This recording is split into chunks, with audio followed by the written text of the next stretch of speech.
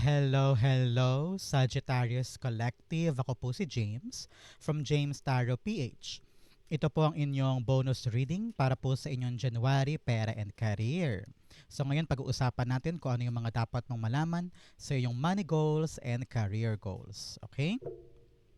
Simulan na natin. Inhale and exhale. Holy Spirit, Spirit Guides, ibigay natin kay Sagittarius ang mga mensaheng dapat nilang malaman para sa buwan na ito.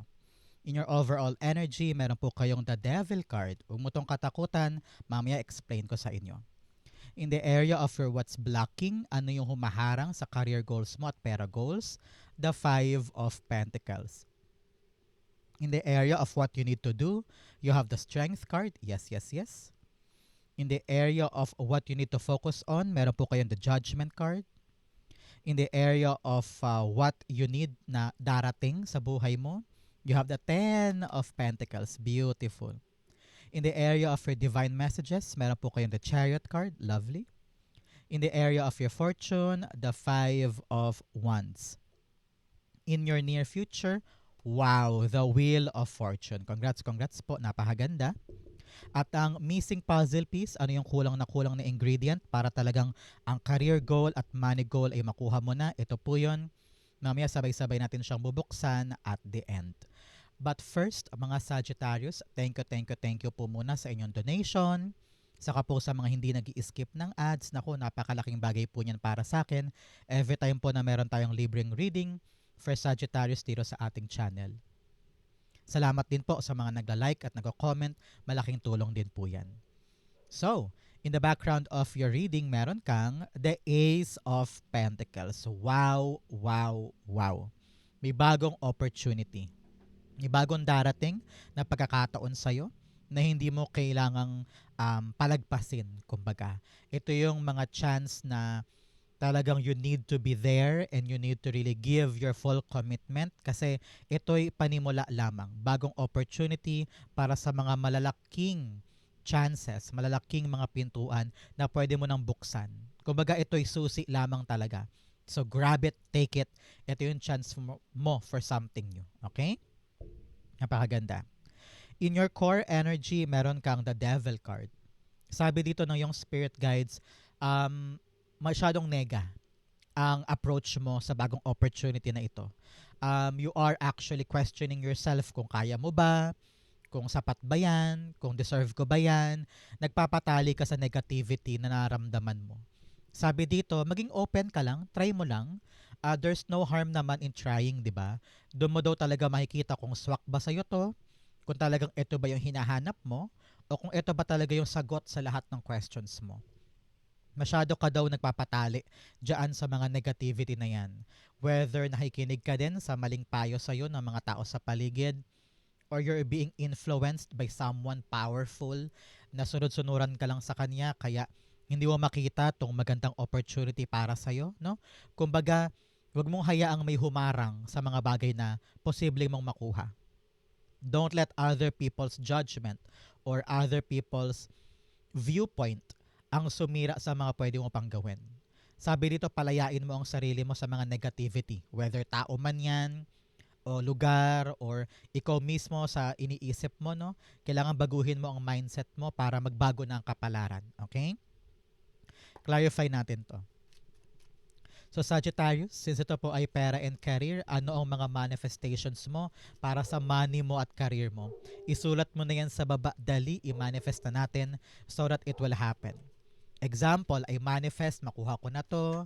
I claim, akin na yun, mga ganyan. Okay? Do it, it will be yours. Clarify natin, the Devil card, you have the Lover's card. Yes, kailangan palakasin mo yung alab sa puso mo. If this is something that you want, ipaglaban. Kung talagang passion mo to at naramdaman mo na gusto mong ibigay yung commitment mo dito, gawin mo. Ibigay mo. At huwag mong sayangin yung chance for you to really have the life or have the opportunity na matagal mo ng desire. Alam mo, nakita ko dito, matagal mo na itong minimithi. Pero nahaharangan ka ng mga what if. Nahaharangan ka ng mga paano to, paano yan, paano yan. Just do it. Try mo lang and you will see na pasok sa'yo to. Okay? In the area of what's blocking you, meron kang inner balance and resentment. Yes, kung ano man yung mga kinikim-kim mo sa puso mo, itapon mo na yan, palayain mo yan. Huwag ka nang magdamdam pa. Kung ano yung mga iniipon mo sa puso mo, pakawalan mo na yan, especially kung matagal na, no? Panahon na para lumaya ka sa bigat ng mga pinapasan mo. Narinig ko dito makipag-usap ka daw sa karapat-dapat na tao para mapayuhan ka sa mga dapat mong gawin. Kasi kung wala ka na nakakausap, kung wala ka na pagsasabihan ng sama na loob, may ipon yan eh, sasabog yan eh. Kaya make sure na meron kang hingahan, pwedeng best friend, kapatid, magulang, no? Para makahinga tong naramdaman mo na to, ma-release mo kumbaga. You also have inner balance, sabi dito, kung ano yung mga bagay na pinipigilan mo, lalo yung lalapit sa'yo. Kaya, don't control things, don't force things, let it happen. Panahon to para tanggapin mo lahat-lahat na nangyayari. Kasi parte yan ng sitwasyon, parte yan ng proseso. Kaya hanggat pinipigilan mo maganap yung dapat maganap, lalo yung aalpas at lalong magugulo. Let it happen, let it go, let it flow.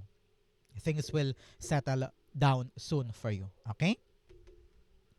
In your blockages, ano yung humaharang sa pera goals and career goals mo? The Five of Pentacles. Ramdam ng yung spirit guide Sagittarius na medyo may struggle ka ngayon. Kumakayod ka para makabayad sa bills, para mabayaran yung mga utang, left and right eh. Ramdam ko left and right may utang ka, may naniningil dito, may dapat bayaran dun, may lapses na dito. So, naghahagilap ka ng pagkakataon para ito'y matugunan mo. Meron sa inyo, hindi na makatulog, hindi na makapagpahinga, talagang dinadamdam mo na yung hirap ng problema. Here, huwag ka mag-alala ha, may darating. Darating na pera, or opportunity, or money, or talagang chance for you para sagutin itong problema na ito. So, ito yung solve para sa'yo. So, magalak ka, be happy, this thing will get solved. Pero ngayon, sabi dito, kahit dumating yung opportunity, kahit dumating yung bagay na para sa'yo, pero kung ikaw ay laging kilos victim, laging patalo ang galaw, laging iniisip yung mga weaknesses mo, paano ka makakalaban? So, always use your strength para makaabante ka sa buhay, okay? Hindi pwedeng lagi mong ginagamit na excuse yung mga kahinaan mo. Lalaban ka lagi. Lagi mong piliing lumaban at maging matapang para makalagpas ka sa problemang ito. Narinig ko, laging may solusyon, laging may solusyon. Yun daw ang dapat mong tandaan lagi, okay? Five of Pentacles, the Fool card. Yes, new beginning, new strategy.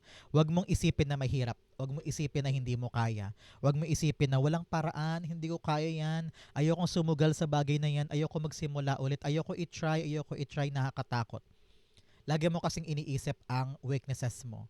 Kung nakita mo yung opportunity na medyo nakakalula, yes, bagong bagay ito, unfamiliar territory, unfamiliar experiences, pero kung nakikita mo yung opportunity nakikita mo yung promise yung potential niya para sa iyo gagamitin mo strength mo para makalaban ka dito at maging successful ang bagay na ito. Okay?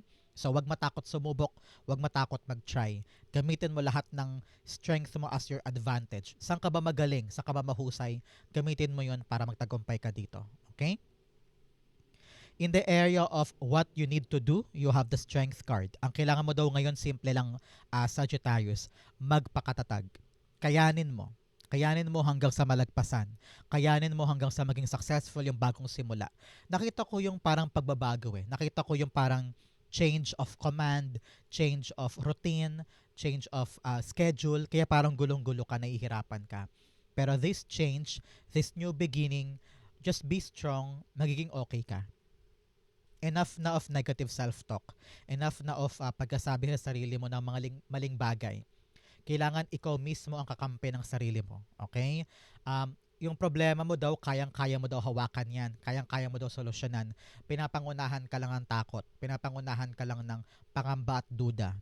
If you could just relax, go slow, dahan-dahan lang, and just take one step at a time, one work at a time, makikita mo na umaandar ka na gradually at everything will be okay.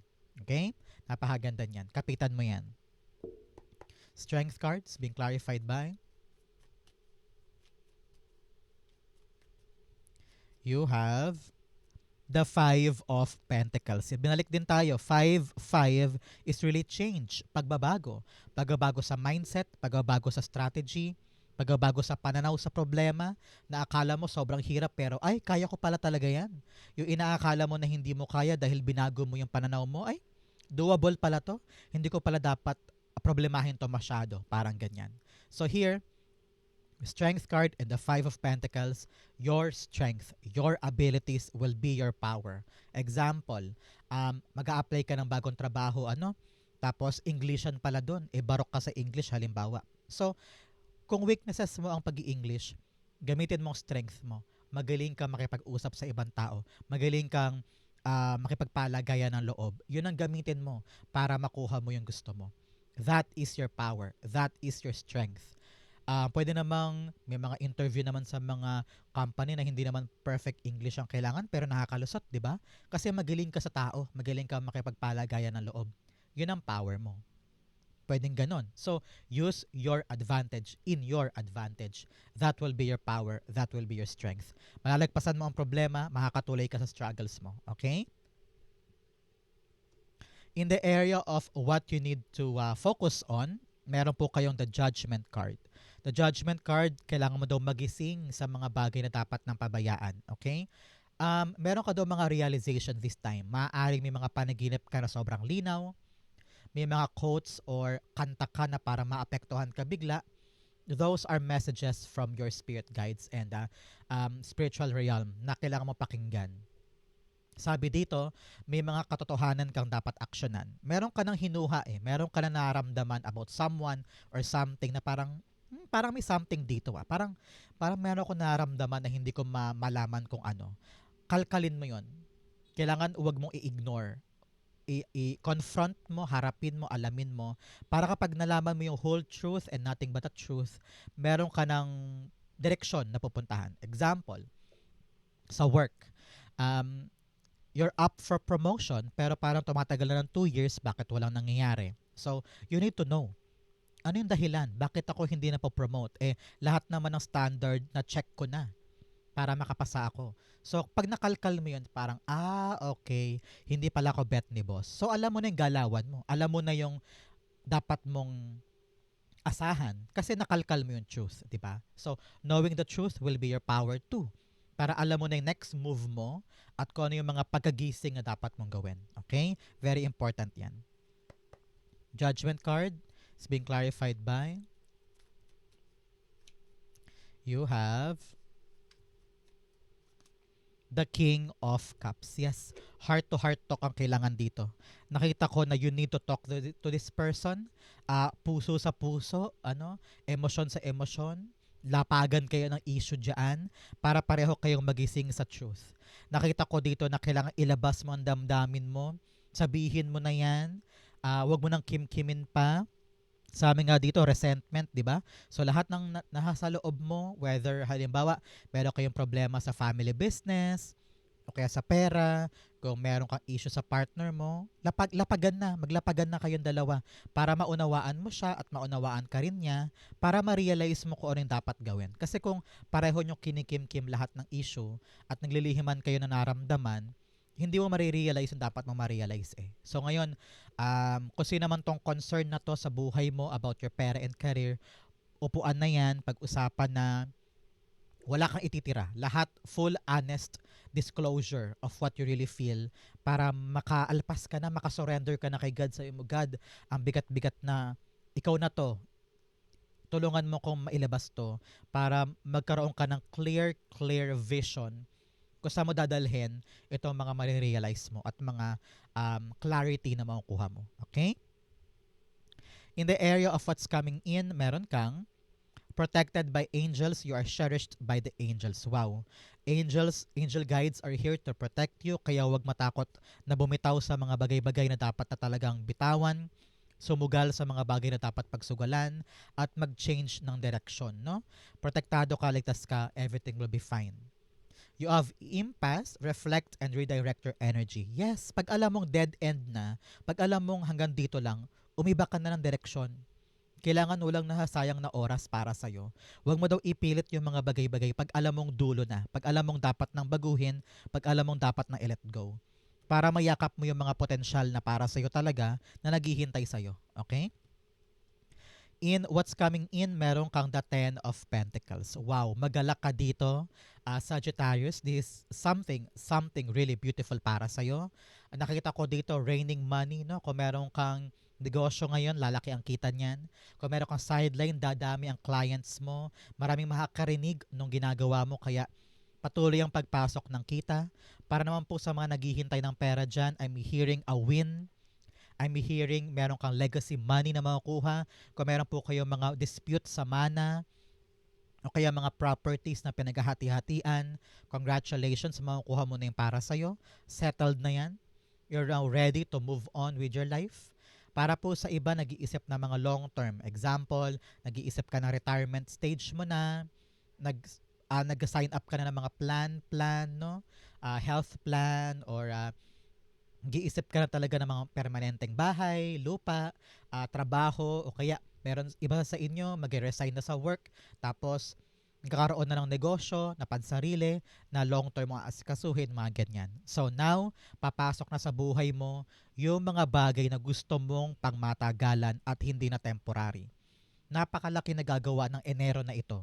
This January, parang marami kang realizations na ay hindi na dito yung puso ko, nandito na yung puso ko. Ito na yung interest ko, hindi na ito. So, maraming paggalaw at iniisip mo talaga yung kakapitan mo ng pangmatagalan. Okay? Ten of Pentacles, being clarified by. Tingnan mo naman, yung pangmatagalang hihiyakapin mo at darating sa'yo, swerte yan. This is really something that was given to you dahil deserve mo. Okay? Tumilapon. Okay, isa pa. Ten of Pentacles, being clarified by. You have the Four of Swords. Dinasal mo to. This is really an answered prayer. Meron kang hiniling na sabi mo, God, I want this, I need this, please ibigay mo na. Pwedeng panalo on something. Both cards are telling me may panalo kang makukuha. Ikaw yung binigyan ng chance. Meron po sa inyo talagang long-term negosyo, planchado na ang permit.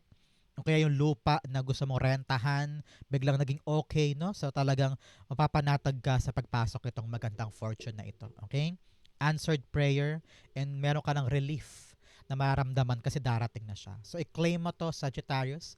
A prayer answered, long-term success, okay na ako, secured na ako. Congrats po, it will be yours. I-claim mo to. In your divine messages, meron kang a personal issue reaches resolution. Yes, may mga issue kang pampersonal, especially yung mga pumipigil sa'yo, yung mga negativity mo. Kapag napakawalan mo na yan, yung mga issue mong pampersonal, okay na, solve na. You also have don't let your past hold you back. Huwag mo daw hayaan na yung nakaraan mo, yung mga issue sa past, mga trauma, mga taong galing sa past mo, yung mga rason ng struggles mo, make sure na hindi siya nakakaharang sa present life mo. Okay? In the area of your divine messages, meron po kayong the Chariot card. Sabi dito, abante, abante, sulong forward. Nasa kamay mo ang manibela. Don't waste this opportunity. Okay? Suportado ni Heavens, ni Universe, ang kilos mo na ito.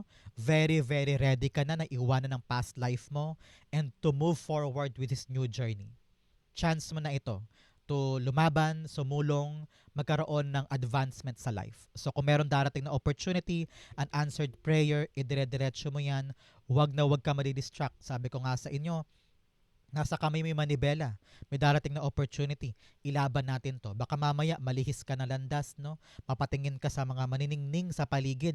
Akala mo permanente pero yun pala temporary lang. So, eyes on the target, eyes on the prize, ituloy-tuloy mo so that success will come to you. Okay?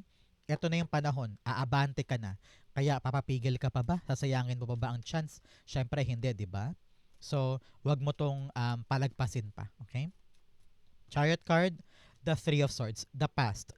Don't let your past hold you back. May mga past heartbreak ka, past trauma, mga past issues na hanggang ngayon dala-dala mo pa rin sa puso mo, sa isip mo. Pero dahil meron kang bagong journey, baka dalhin mo pa to. So make sure ang kukunin mo lang dito sa mga past things na ito ay lesson lamang. yung mga natutunan mo lamang ang dalhin mo. Pero yung bitterness, yung pain, yung anger, yung resentment, itapon na yan sa ere, kalimutan na, para malinis ang andar mo, dire-diretso, walang antala sa bagong journey. Okay? Huwag mo laging isipin na yung past ay mauulit-ulit. Kung talagang natuto ka dito, hindi na to mauulit. Okay? That is something that you need to realize this time. In your fortune, bigyan kita ng 4 na cards.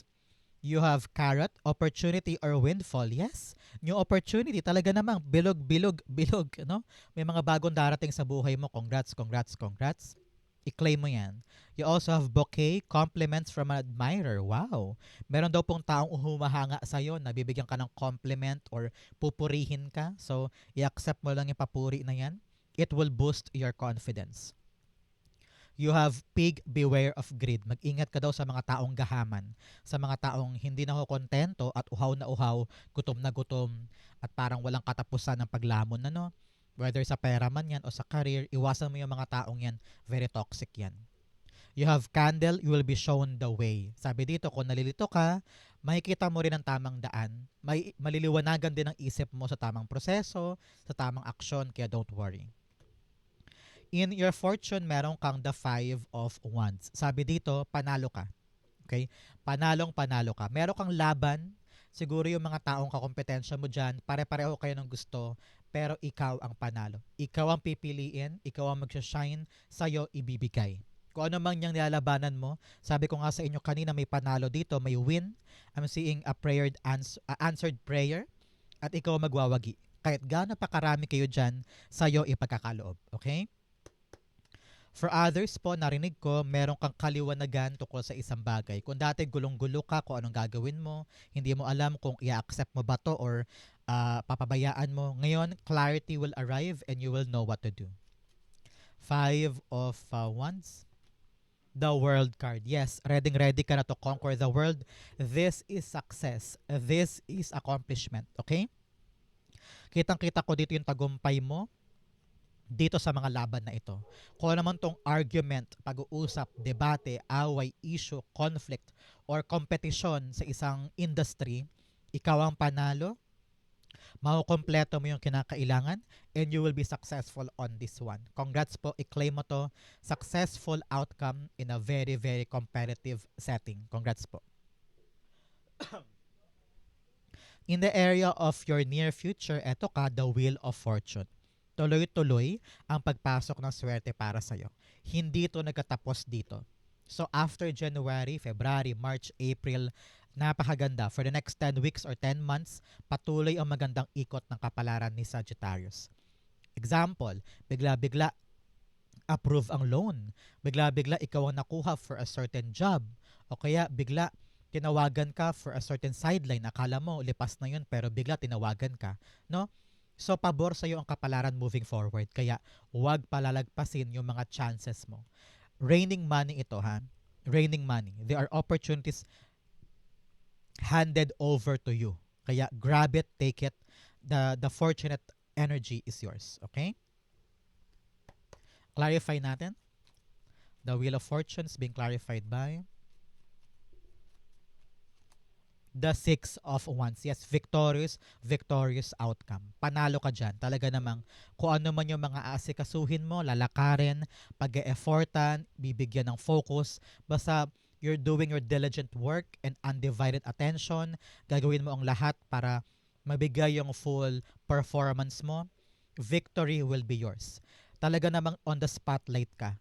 Ikaw ang mamamayani, ikaw ang panalo, sa'yo ibibigay. Ano? So napaka-fortunate mo, napaka-swerte mo. Bukod tangi ka kumbaga. Congrats, congrats. I-claim mo to. The odds are within you. Talaga namang panalo.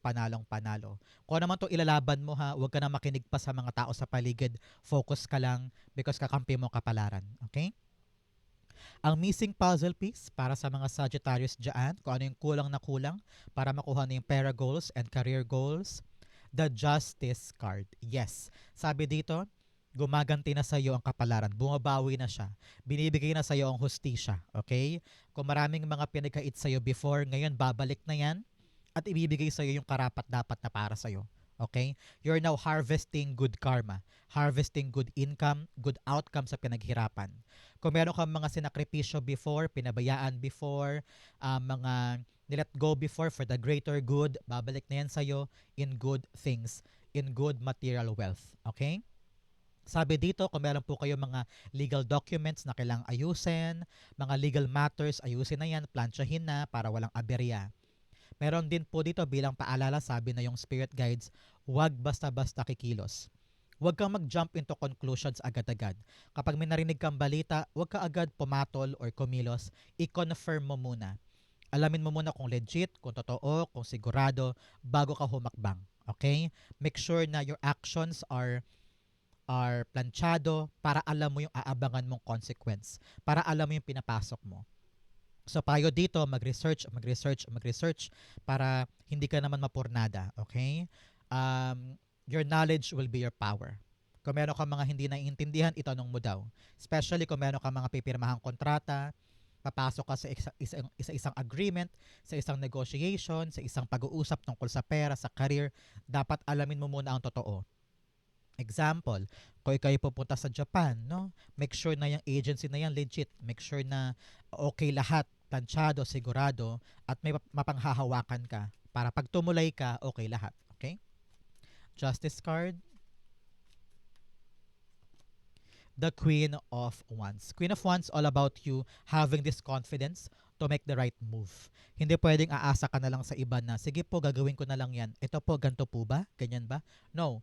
Be confident in yourself to know the truth. Kakalkalin mo muna para tama ang hakbang. Hindi pwedeng mouthpiece ka lang or papasahan ka lang ng mga dapat gawin. Dapat ikaw mismo binubungkal mo para ikaw ay hindi mapahamak ganyan. Okay? Ngayon, sabi ng yung spirit guides, with the Queen of Wands and Justice card here, you're about to commit to something. Meron kang bagay na kailangan ibigay mo yung commitment mo, yung passion mo, yung paninindigan mo para ito'y magbunga para sa'yo. Meron sa inyo parang kinakabahan, natatakot. Kung ito man ay legal documents, legal things, na parang kailangan dumaan sa training or interview or screening, ganyan, workshop, maniwala ka lang sa skills mo, kaya mo to. Okay? Kung ano man yung dapat gawin, gawin mo na. Kung ano yung mga dapat proseso, gawin mo. Pero make sure na legit. Okay? Para hindi masayang yung action mo. Pero sabi dito, think positive lang, i-enjoy mo lang yung proseso. Kung ito man ay screening, workshop, training, pag-aaral ng bagong language, or meron ka mga dapat i-enhance sa sarili mo, no? Kung ito ay legal things, dapat confident ka sa mga hahawakan mo. And dahan-dahan lang. Every step dapat binubusisi mo, inaaral mo para tama ang hakbang. Okay? Napaka-importante niyan, Sagittarius. Especially, I don't know why, I'm seeing here new contract. New contract ito. Whether to a new job, to a new place, pwedeng kontrata para sa bagong bahay, bagong kotse, or kasal, pwede rin. O kaya you're about to undergo a new system, o kaya meron kang bagong pupuntahan ko sa amin, kaching-kaching, ano? So you're gonna open up new things for yourself. Kailangan confident ka dito, sa katotok ka. Nandoon ka, brave enough ka to face this para planchado at ayos na ayos in yourself. I-enjoy mo lang yung proseso, magiging okay yan. Okay? So, Sagittarius, ito po ang inyong January Pera and Career. Sana po yung nakaresonate ka. Comment down below. Babasahin ko po yan. Thank you po, Holy Spirit, Spirit Guides, for the clarity and messages na dapat malaman ng mga Sagittarius today for the whole month of January para sa pera and career. Thank you po for watching hanggang dulo, mga mahal kong Sagittarius. I love you. This has been James for James Tarot PH. God bless everybody.